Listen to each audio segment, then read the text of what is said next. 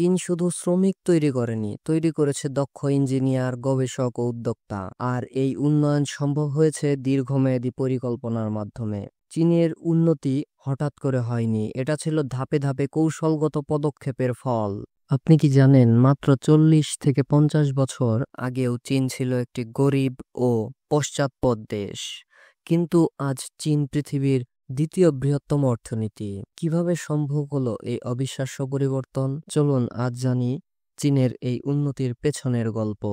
1949 সালে কমিউনিস্ট বিপ্লবের পর চীনকে নতুন করে গড়ার চেষ্টায় নামে মাও সেতুং। তবে তার কিছু অর্থনৈতিক নীতি, যেমন গ্রেট লিপ ফরওয়ার্ড, ভয়াবহভাবে ব্যর্থ হয়। সবকিছু বদলে যায় 1978 সালে, যখন ক্ষমতায় আসেন ডেং জিয়াওপিং। তিনি চালু করেন খোলামেলা বাজার নীতি বা ওপেন মার্কেট রিফর্মস। চীনে শুরু হয় বেসরকারি ব্যবসা, বিদেশি বিনিয়োগ এবং কৃষিক্ষেত্রে উদার নীতি। চীন দ্রুত হয়ে ওঠে বিশ্বের ফ্যাক্টরি। কম মজুরি, বিশাল জনশক্তি ও সরকারি সহায়তায় চীন দুনিয়ার বড় বড় কোম্পানির প্রোডাকশন হাবে পরিণত হয়।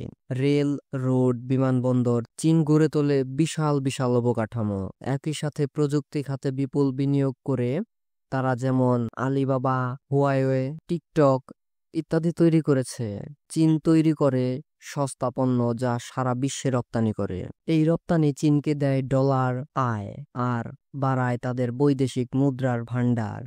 চীন শুধু শ্রমিক তৈরি করেনি, তৈরি করেছে দক্ষ ইঞ্জিনিয়ার, গবেষক ও উদ্যোক্তা। আর এই উন্নয়ন সম্ভব হয়েছে দীর্ঘমেয়াদী পরিকল্পনার মাধ্যমে। চীনের উন্নতি হঠাৎ করে হয়নি, এটা ছিল ধাপে ধাপে কৌশলগত পদক্ষেপের ফল।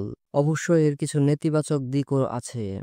মানবাধিকার প্রশ্ন, সেন্সরশিপ ও পরিবেশ দূষণ। তবে মানতেই হবে, পরিকল্পনা আর পরিশ্রমে কিভাবে এক দেশ বদলে যায়, চীন তার বড় উদাহরণ। আপনার কি মনে হয়, বাংলাদেশও কি এইরকম উন্নতির পথে যেতে পারে? কমেন্টে জানান।